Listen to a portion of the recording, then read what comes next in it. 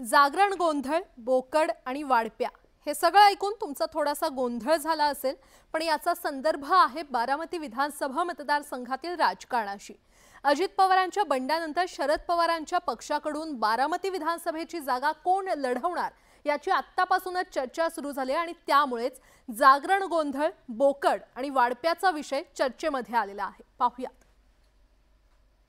जागरण साहेबांचं, बोकड साहेबांची वाढप्या कोणाला तर ठेवलं म्हणजे तो काय मालक जागरणाचा होत नाही।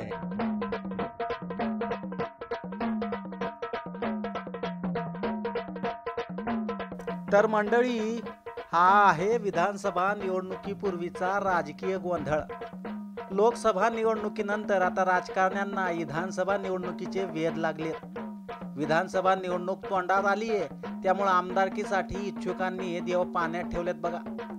राज्यातील जे काही महत्त्वाचे विधानसभा मतदारसंघ आहेत त्यामध्ये बारामती हा एक हाय प्रोफाईल मतदारसंघ म्हणून ओळखला जातो, कारण गेल्या अनेक वर्षापासून उपमुख्यमंत्री अजित पवार याच मतदारसंघाचं प्रतिनिधित्व करतात। पण आता या मतदारसंघात शरद पवारांच्या पक्षाकडून कुणाला उमेदवारी दिली जाणार याविषयी आतापासूनच राजकीय वर्तुळात चर्चा रंगू लागली। राष्ट्रवादीतील फुटीची त्याला राजकीय पार्श्वभूमी आहे। अजित पवारांची बारामती विधानसभा मतदारसंघावर मजबूत पकड आहे, मात्र शरद पवारांच्या पक्षाचे नेते उत्तम जानकरांनी यावर काय तर्क दिलाय तो जरा कान लावून ऐकून बघा।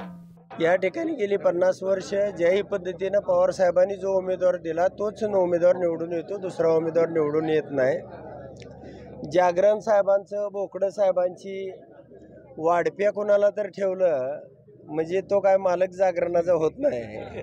तसं साहेब जे उमेदवार देतील, माळशिरसलाही देतील तोच निवडून येईल आणि इथेही देतील तोच निवडून येईल। उत्तम जानकरांनी बारामती विधानसभा मतदारसंघातील विकासाचं श्रेय शरद पवारांना देतानाच अजित पवारांना वाढप्याची उपमा दिली। खरं तर राष्ट्रवादी काँग्रेसमधील बंडानंतर बारामतीवरून श्रेयवादाची लढाई सुरू झाली आहे। नुकत्याच झालेल्या लोकसभा निवडणुकीत सुप्रिया सुळेंविरोधात अजित पवारांनी आपल्या पत्नीला म्हणजे सुनेत्रा वहिनींना उभं केलं होतं। ननन विरुद्ध भावजाई लढाईत सुप्रिया सुळेंनी 1 लाखाहून अधिकचे मताधिक्य घेत दणदणीत विजय मिळवला। आता बारामती विधानसभा निवडणुकीकडे सर्वांच्या नजरा लागल्या। याच पार्श्वभूमीवर पुन्हा एकदा पवार विरुद्ध पवार सामना रंगण्याची शक्यता व्यक्त केली जाते। जे बी पवार साहेब कुणालाही उमेदवारी दिली पवार साहेबांनी तर तेच निवडून येतील, दुसरं कोणीही निवडून येणार नाहीत। योगेंद्र दादांना देऊ किंवा साहेब अजून कोणी त्यांच्या कुटुंबातला देऊ किंवा कार्यकर्त्याला देऊ, तेच निवडून येतील, ही परंपरा आहे। आणि साहेब सांगतील तो शब्द या बारामतीमध्ये मानला जातो। लोकसभा निवडणुकीत सुनेत्रा पवारांना उमेदवारी देत अजित पवारांनी काकांची कोंडी करण्याचा प्रयत्न केला होता, पण शरद पवारांनी पुतण्याला जोरदार धक्का देत बारामतीत आपणच दादा असल्याचं दाखवून दिलं। आता याच पार्श्वभूमीवर बारामती विधानसभेच्या जागरण गोंधळात कोण मालक आणि कोण वाढपी हे निकालानंतरच स्पष्ट होईल, पण त्यापूर्वी राजकीय गोंधळ सुरू झाल्याचं पाहायला मिळतंय। जितेंद्र जाधव, न्यूज 18 लोकमत, बारामती। काहींना देवता मग भगवान बनायचं असतं असं म्हणत सरसंघचालक मोहन भागवत यांनी मानवी प्रवृत्तीवर घणाघात केला। पण सरसंघचालकांच्या याच विधानावरून पुन्हा एकदा राजकारण तापल्याचं पाहायला मिळतंय।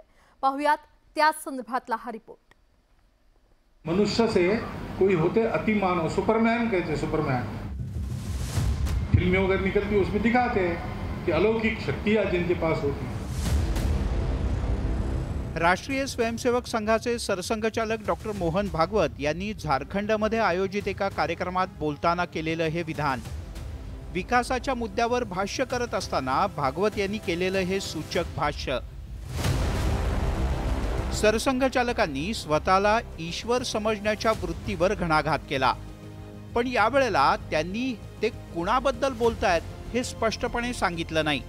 मनुष्य से कोई होते अतिमानव, सुपरमैन कहते, सुपरमैन फिल्में वगैरह निकलती उसमें दिखाते हैं कि अलौकिक शक्तियां जिनके पास होती, तो फिर मनुष्य अलौकिक बनना चाहता है, सुपरमैन बनना चाहता है, अतिमानव बनना चाहता है, लेकिन वहाँ रुकता नहीं। उसको लगता है कि देव बनना चाहिए, तो देवता बनना चाहता है, लेकिन देवता कहते कि हमसे तो भगवान बड़ा है, वो भगवान बनना चाहता है।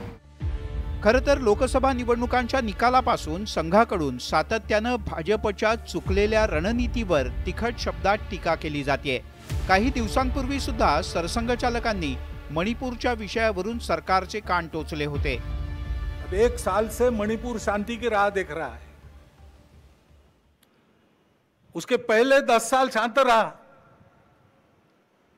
पुराना गन कल्चर समाप्त हो गया ऐसा लगा, और अचानक जो कलह वहां पर उपज गया या उपजाया गया, उसकी आग में अभी तक जल रहा है, त्राही त्राही कर रहा है। कौन उस पर ध्यान देगा? प्राथमिकता देके उसका विचार करना ये कर्तव्य है। आता पुन्हा एकदा सरसंघचालकांनी देवता आणि भगवान म्हणत टोला लगावलाय। त्यामुळे डॉक्टर मोहन भागवत यांच्या वक्तव्याचा रोख नेमका कुणाकडे अशी चर्चा सुरू आहे। त्यातच संजय राऊत यांनी विधानाचा धागा धरत पुन्हा एकदा नरेंद्र मोदी आणि भाजपला लक्ष केल्याचं पाहायला मिळत आहे। या देशातील सामान्य नागरिकच सुपरमॅन असल्याचा टोला लगावत संजय राऊत यांनी सरसंघचालकांना मोकळेपणे बोलण्याचा सल्ला दिलाय। जिस तरह से कहा गया क्या नॉन बायोलॉजिकल व्यक्ति कौन है ये पूरा देश जानता है, तो भागवत साहब ने खुलकर बोलना चाहिए। मोहन भागवत यांच्या विधानावर राऊत यांनी चिमटे काढल्यानंतर भाजपनंही पलटवार केलाय। पण भाजपनं सरसंघचालकांच्या विधानावर न बोलता राऊत यांच्या विरोधाचाच राग आळवलाय। मी तुम्हाला आताही सांगतो, कालही सांगितलं ना, उद्याही सांगेन,